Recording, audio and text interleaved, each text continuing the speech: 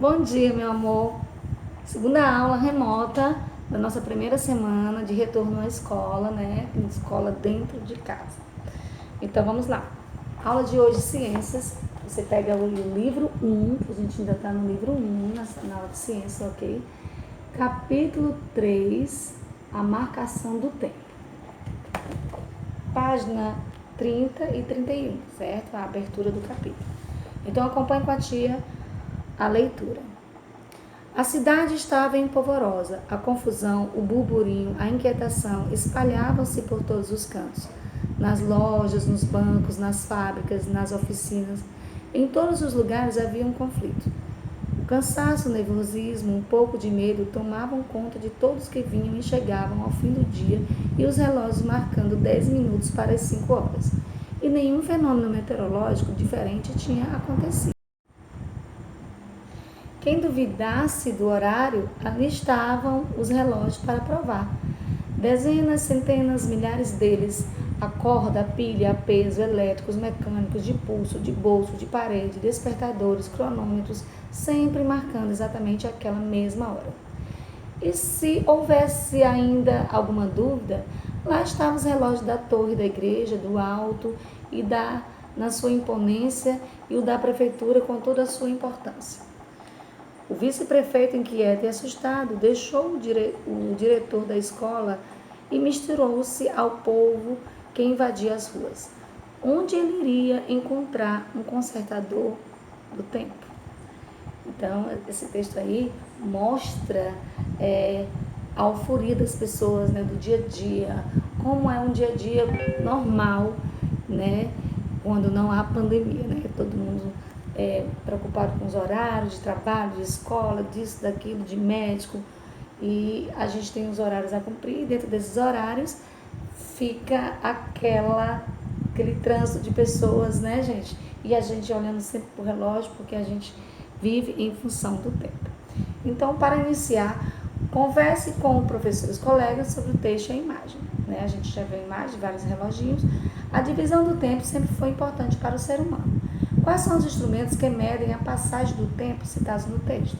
Você vai ler o texto para saber quais são os tipos de relógios que está aí no texto, tá bom? E você vai responder essas 4 questãozinhas no caderno. Se preferir, pode ser aqui mesmo, no livro, se você achar melhor. Mas se quiser responder no caderno, você tem que marcar respostas do para iniciar a página 31, ok? No caderno de ciências, é claro. E aí vamos para a página 32, que é o movimento da Lua. Ao observar o movimento aparente do Sol e da Lua no céu, assim como a ocorrência de fenômenos cíclicos da natureza, as pessoas criaram maneiras de contar a passagem do tempo. Para isso, os seres humanos inventaram o relógio, que pode ser de vários tipos. Aqui a gente tem o relógio, né, que é o relógio do Sol, né? Esse tipo de relógio aqui é o relógio solar. Então, os relógios que usamos atualmente, isso aí é antigo, né? Bem antigo, resistem à passagem do tempo em horas. Assim, costumamos marcar em horas os compromissos que temos todos os dias. 24 horas é aproximadamente o tempo que a Terra leva para realizar uma volta completa em torno do próprio eixo. E como se chegou ao número 24, com a duração do dia em horas? Para que as pessoas pudessem organizar melhor suas tarefas durante o dia e a noite, firmou-se um acordo que dividiu o período de rotação da Terra em 24 partes iguais, que foram chamadas de horas, apesar de sabermos hoje que o período correto, né, não são exatamente 24 horas, e sim 23 horas, 56 minutos e 4 segundos. Usamos 24 horas para facilitar o dia a dia. Por esse mesmo acordo, o período de translação, que é o tempo que a Terra leva para dar a volta em torno do Sol, definiu a duração de um ano terrestre, que foi dividido em quantos meses? 12 meses. Assim como a Terra, a Lua também é iluminada pelo Sol e realiza um movimento de rotação em torno do seu próprio eixo. Além desse movimento, ela gira em torno da Terra, né? A Terra gira em torno do Sol e a Lua gira em torno da Terra. E ela é observada daqui do nosso planeta, a sua aparência varia, dependendo da posição em que ela se encontra no céu e da iluminação que recebe do Sol. Todo mês a Lua apresenta as suas 4 fases e o período em que cada uma delas acontece é visível para a gente aqui na Terra, dura cerca de 7 dias, ou seja, uma semana. Por isso que um mês é composto de 4 semanas. Cada semana é uma fase da Lua, onde se completa 28 dias, que a gente chama de período lunar, né? Mês lunar, tá bom? A Lua dá uma volta em torno da Terra aproximadamente a cada 28 dias. Ela leva 28 dias para dar a volta completa ao redor da Terra. Esse período é chamado de mês lunar. E o mesmo tempo que ela demora para dar uma volta completa em torno do seu próprio eixo, ela também leva 28 dias para dar uma volta completa em torno do seu próprio eixo. Então, ela, ao próprio eixo e ao redor da Terra, ela leva exatamente 28 dias, que é o período lunar. E são as posições da Terra, da Lua e do Sol que determinam as fases da Lua. A cada semana, aproximadamente, temos, né, são 4 semanas, cada semana tem a sua fase. Então, vou mostrar aqui para você, e você vai ver também no seu livro, esse calendário, onde a gente começa a ver a fase da Terra. A gente sabe que quando a Lua está assim, no formato que parece um Czinho, ao contrário, ela está na fase decrescente, né, minguante. Então, ela vai subindo para uma nova fase, vai indo, e quando chega aqui, 14 dias depois, ela se transforma numa luazinha, onde a gente vê ela toda branquinha, que é a chamada lua cheia, exatamente. Depois, o processo continua e ela vai crescendo para mais outra lua, que aí vai passando pela fase crescente até chegar na fase da lua nova, que é onde a lua fica toda pretinha, que às vezes a gente nem consegue visualizar ela no céu, né? Às vezes você olha para o céu, hoje não tem lua, é porque a gente está com a lua nova, ela está toda escurinha e a gente não consegue chegar com o olho nu, né? Depois começa todo o processo de novo, né? E a lua vai minguando novamente para continuar a sequência, tá bom, gente? E o que você acha? Todas as sociedades atuais vivem em função do tempo. Há horário para tudo: acordar, para ir para a escola, para o trabalho, almoçar, jantar, dormir, para ser atendido por um médico, ver um filme no cinema, etc.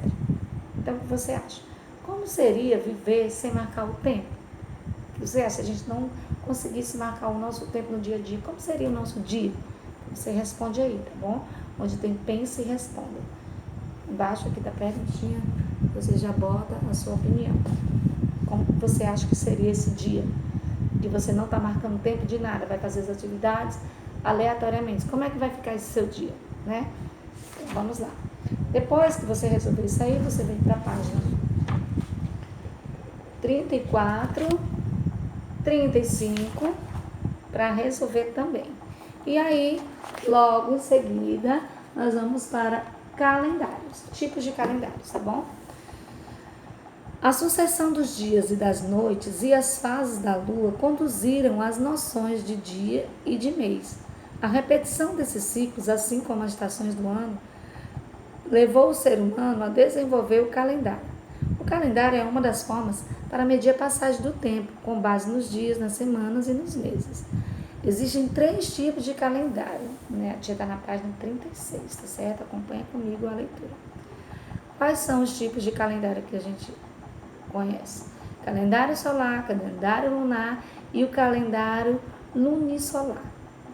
Então, o calendário solar ele é desenvolvido com base no tempo que a Terra leva para dar uma volta em torno do Sol. Já o calendário lunar ele é desenvolvido com base no ciclo lunar. Um mês é o período entre 2 luas novas. Então, de uma lua nova até outra lua nova, consta-se um mês. O calendário lunisolar é o calendário lunar ao qual se adiciona um mês, quando necessário para realinhar os meses com as estações do ano. Calendário gregoriano. O calendário gregoriano é um calendário solar, que é o padrão utilizado aqui no nosso país, no Brasil, e praticamente no mundo inteiro. Ele atribui uma data a cada dia solar, que é um período entre o nascer e o pôr do sol. Para facilitar a contagem, consideramos que um dia com duração de 24 horas começa à meia-noite e termina à meia-noite seguinte, certo? E aqui está a imagem de um calendário, do mês, acho até que seja desse ano. Neste calendário, os dias serão organizados em semanas e em meses. O período de 12 meses corresponde a um ano, ou seja, 365 dias. Só que a volta da Terra ao redor do Sol não acontece em exatos 365 dias, mas sim em aproximadamente 365 dias e 6 horas. Essas horas que sobram são compensadas no ano bissexto, ou seja, o ano que tem 366 dias, que é um dia a mais. Esse dia acontece de 4 em 4 anos, que são as 6 horas de cada 4 anos que a gente encostou e resultou em 24, porque 6 vezes 4, 24, então dá 24 horas. Então, mais um dia. O dia extra, que é esse dia 29, fica no dia 29 de fevereiro, incluído no menor mês do ano, que é o mês de fevereiro. Então, por isso que fica de 4 em 4 anos, o mês de fevereiro fica com 29 dias. Os outros anos ele só tem 28, Outros calendários. Então, aqui tem a imagem nessa página, página 37.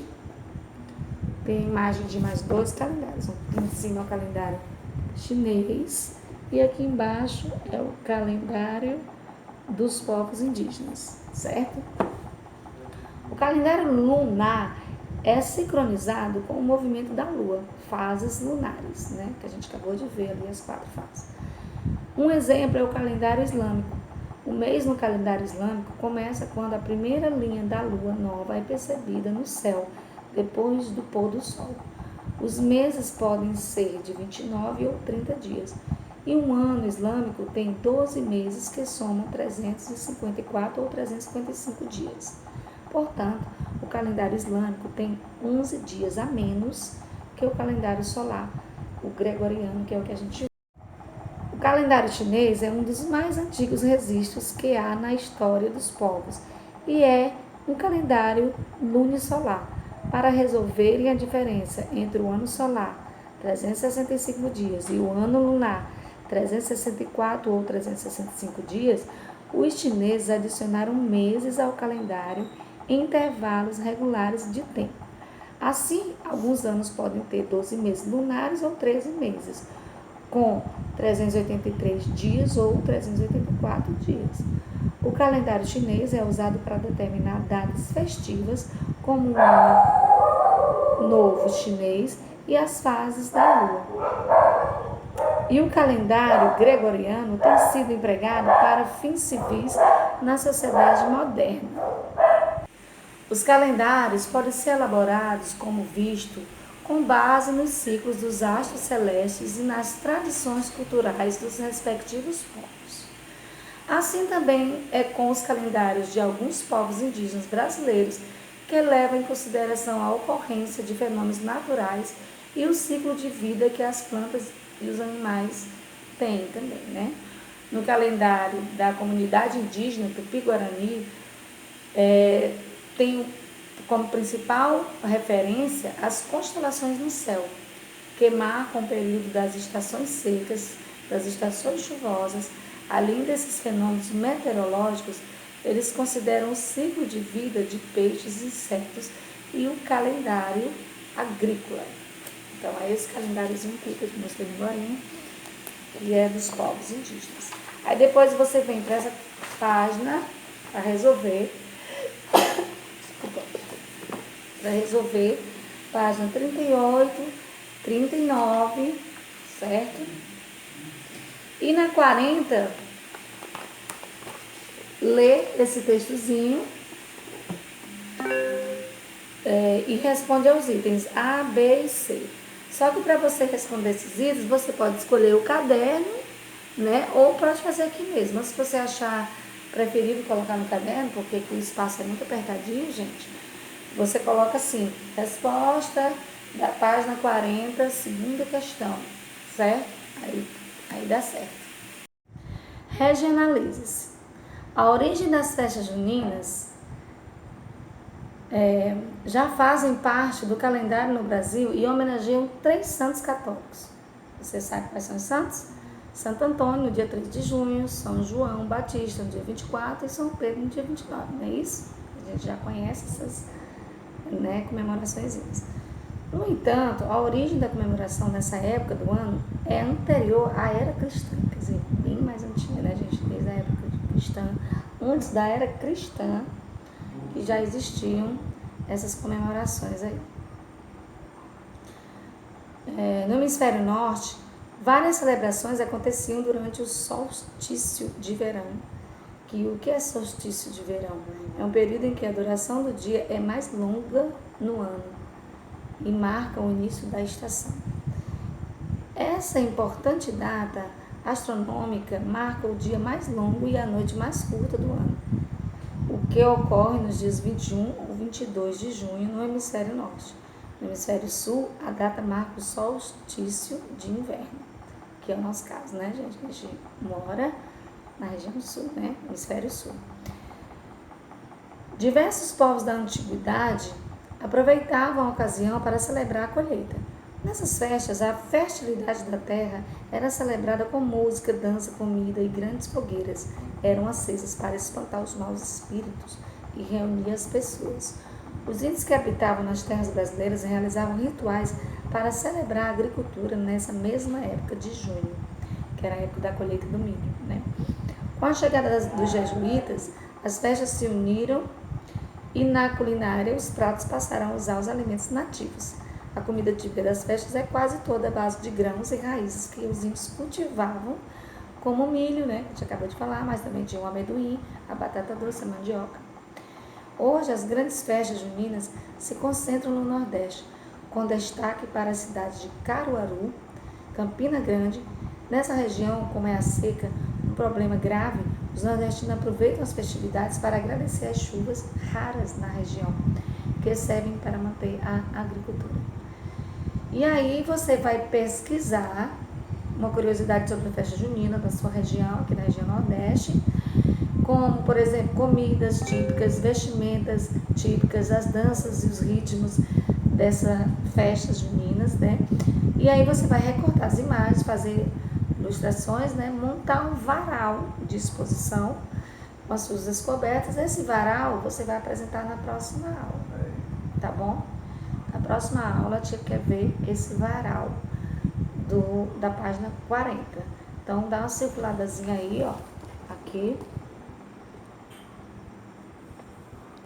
E coloca essa observaçãozinha aí, né? Apresentar o varal na próxima aula, que a tia Sara vai querer ver, tá bom? Então pronto, deixa eu ver agora aqui onde a gente tá. Aí você vai e resolve a página 41 também, página 41, e a gente encerra a aula de ciências por hoje, tá bom, meu amor? E aí vamos entrar agora na aula de religião. Na aula de religião, nós vamos visualizar apenas um texto. A tia Sara vai ler um texto aqui que foi discutido, né, junto com os coleguinhas na aula ao vivo, onde você não pôde estar, mas basicamente sobre os tipos de religiões, né, que a gente sabe que a gente tem que respeitar todas as religiões, né, gente? Não é porque a sua religião é tal que a religião do seu colega que é outra religião, você pode dizer que a dela é errada e a sua é certa. Não é assim, cada um tem as suas convicções, então a gente tem que respeitar as ideias, né, e as convicções de cada pessoa, né? É cada um dentro do seu espaço, e aí por conta disso a gente vai trabalhar essa questão das religiões, que é muito importante para a gente manter a paz no mundo também, né, gente? Então vamos ver aqui o textozinho que a tia já botou lá no grupo, né? Já coloquei lá no grupo, mas agora eu vou falar aqui para você. Tipos de religião. Atualmente existem diversas religiões no mundo, as quais podem ser classificadas em 3 diferentes grupos. Politeístas, que é o sistema religioso que possibilita a crença de mais de um Deus, né? Eles acreditam em vários deuses. O monoteísta, que já é o contrário, é o sistema religioso que possibilita a crença em apenas um Deus. O panteísta, que é um sistema religioso que afirma que a força da natureza é a manifestação de uma divindade em si, quer dizer, ele baseia-se, portanto, na crença de espíritos da natureza, né? Os deuses, para eles, são espíritos da natureza. Além desses 3 tipos citados, é importante também mencionar os ateístas. Quem são os ateístas? São pessoas que não acreditam em nenhum tipo de religião. Não acreditam na existência de uma entidade ou de um ser superior aos humanos. O princípio básico do ateísmo é o ceticismo, isto é, o questionamento do princípio básico de todas as religiões, que é a crença no divino. Então, eles estão sempre questionando esse divino, a existência desse divino. Eles não acreditam que exista um divino, um ser superior a nós. Então, é isso. Você vai copiar esse textozinho no seu caderno de religião que está lá no grupo, tá bom, meu amor? E agora vamos para a aula de artes, tá bom? Você vai pegar o livro de artes, volume 1, certo? Volume 1. Aqui da tia que tem todos os volumes, mas o seu é o volume 1. Vai abrir no capítulo 4. Era uma vez, tá bom? Aqui, ó. A páginazinha de abertura, deixa abertinho aí. E vamos no para iniciar. Vamos olhar para essa gravura. A gente está vendo que tem alguma coisa acontecendo. O que será isso? O que você acha que está acontecendo aqui? Então, o que o grupo de crianças está fazendo na ilustração, né? O que você acha? Então, claro que eles estão contando histórias. Mas em que forma? Né? Qual será essa forma? Forma teatral. Então, você já vai respondendo aí que essa contação de história aí está em forma teatral. E na segunda já é uma respostazinha pessoal. Você já experimentou contar uma história? Você já contou uma história para alguém? Como foi? Se sim, como foi? Tá? Alguma vez você assistiu a um espetáculo de contação de histórias? Quais? Você não pode dizer que não, porque a escola mesmo já foi muitas vezes para teatro, a gente já participou de vários teatrozinhos, teve teatros na própria escola, de alunos, de professores, de grupos teatrais realmente que vieram dar, né, o ar de sua graça na nossa escola. Então isso aí você nem pode dizer que não, tá bom? Você tem que lembrar de algum teatro que você participou na escola que você gostou, algum teatro que você foi visitar com a gente, tá bom? Dentre tantos que a gente foi, qual que você foi e que está na sua memória, você fala aqui, tá bom? Você pode responder aqui mesmo no livro, se desejar, tá bom? Então, depois disso, a gente vai para a página 26, arte de contar histórias. Então, vamos lá. Os escritores e contadores de história usam diferentes vozes, objetos, canções, figurinos para narrar. Para contar uma história, é preciso conhecer bem os personagens, o enredo, os conflitos, o tempo e o local onde eles acontecem. O que é enredo? Enredo é uma sequência de acontecimentos que configuram uma história. As histórias podem ser contadas de modo falado ou escrito e apresentam diversas formas e características, contos de fada, lendas folclóricas, fábulas, entre outros. No passado, as pessoas se reuniam ao redor de uma fogueira para contar e ouvir histórias e também as contavam por meio de canções. Atualmente podemos ler, assistir ou ouvir as histórias em diferentes lugares, tanto em livros impressos quanto digitais, em forma de e-books e audiolivros, assistindo a filmes, vídeos na internet, peças de teatro, entre outros, né? Uma mesma história pode ser contada de diferentes maneiras e o jeito de contar pode torná-las mais ou menos interessantes. Quanto mais detalhe e acontecimento inesperado, mais curiosa e divertida ela será. E aí a gente vai saber agora um pouco da vida de uns irmãos que ficaram muito conhecidos, que são os irmãos Grimm. Eles foram responsáveis pelo registro escrito de diversos contos. Olha aqui a foto deles dois, os irmãos Grimm, né? Registros de histórias escritas, de diversos contos, histórias contadas oralmente por meio da fala.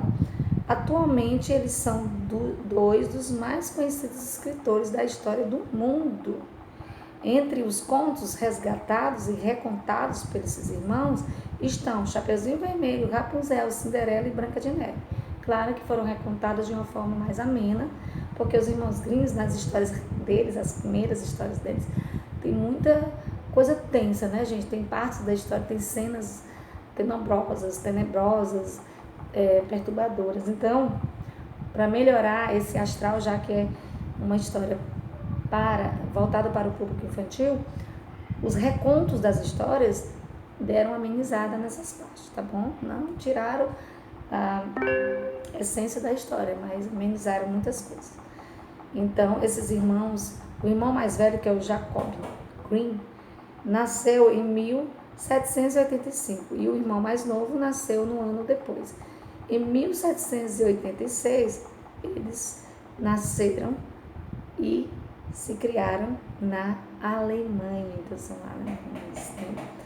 Aqui é a foto, retrato dos irmãos Grimm, certo?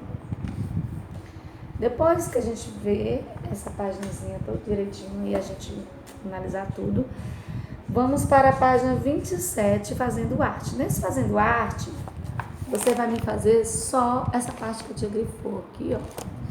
Vou dizer qual é. Você vai escolher uma história que todos conheçam para recontar. Pode ser uma lenda, um conto de fada, uma fábula, uma narrativa de um livro. Você vai elaborar um enredo, né?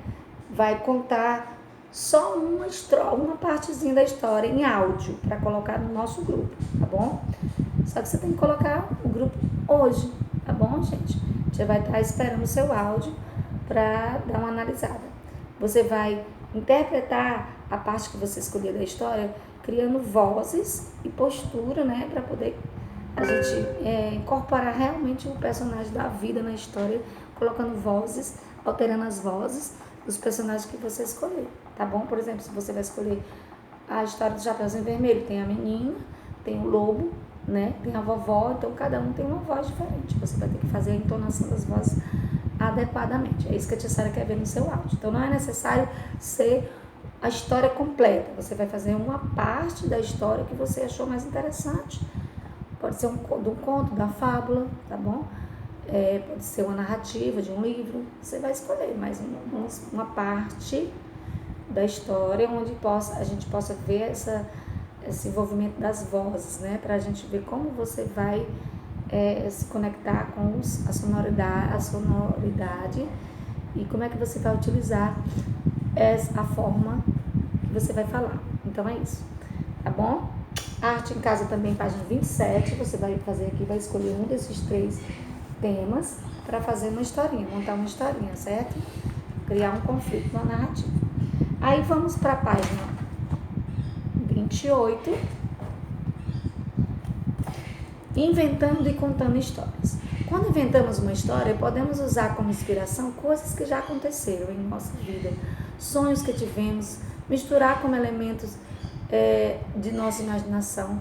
Podemos utilizar vários mundos e personagens para construí-las, alienígenas, fantasmas, princesas, dragões, gigantes e muitos outros seres reais ou imaginários.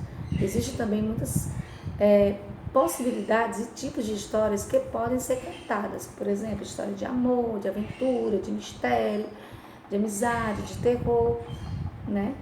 E aí, as histórias que ainda serão contadas e inventadas podem nascer durante uma experiência de uma viagem, com base em um sonho ou uma situação curiosa que alguém contou. Os escritores e dramaturgos também utilizam suas experiências da vida ou histórias que já existiam como inspiração para escrever as suas narrativas.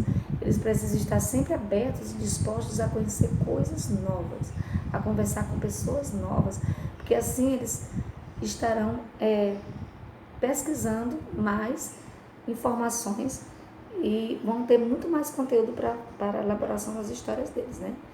Eles também pesquisam crenças, hábitos, lendas e outras culturas para manter sua imaginação bem ativa. E o que é dramaturgo? São escritores que se dedicam a criar peças teatrais. E crenças se caracteriza pelo ato de crer ou acreditar em alguma coisa. Quer saber mais? O filme Um Faz de Conta que Acontece, que foi em 2008 lançado, dirigido por Adam, narra a história de um funcionário do hotel que, enquanto tomava conta dos sobrinhos, ele gostava de contar histórias para eles. Um acontecimento mágico faz com que as histórias inventadas pelo tio comecem a acontecer de verdade. Então assista ao filme e se encante com as narrativas desse contador de histórias que viram realidade. Então, se der para você assistir esse filme, vai ser maravilhoso. Tenta assistir esse filme aí, que está mostrando na página 28. Para a próxima aula você me contar um pouco do filme, o que você achou, que parte você mais gostou, certo? Já vai dar um espaço para vocês falarem sobre o filme, tá bom? Na página 29, lá em cima tem escreva uma história e depois vai contá-la. Essa parte a gente vai fazer como um áudio mesmo, aquele áudio que a gente já passou para você colocar no grupo. Então, vamos por regionalizes. Regionaliza, para a gente se entender aqui um pouco das histórias contadas aqui na nossa região do Nordeste. Alguns dramaturgos se inspiram em histórias populares para escrever suas peças. Entre eles está o pernambucano Arlano Suassuna. Ele nasceu em 1927 e morreu em 2014, né, gente? Não está muito longe. Ele contribuiu para a modernização do teatro brasileiro, incorporando diversos elementos culturais do Nordeste, incluindo música, dança, costume, contos e lendas locais. Tudo isso misturado a elementos do teatro na Idade Média. Uma das peças mais famosas de Suassuna é O Alto da Compadecida, uma comédia baseada em narrativas populares no Nordeste. Na história, o escritor exalta a população mais humilde e denuncia os abusos dos poderosos na região, de maneira muito bem humorada.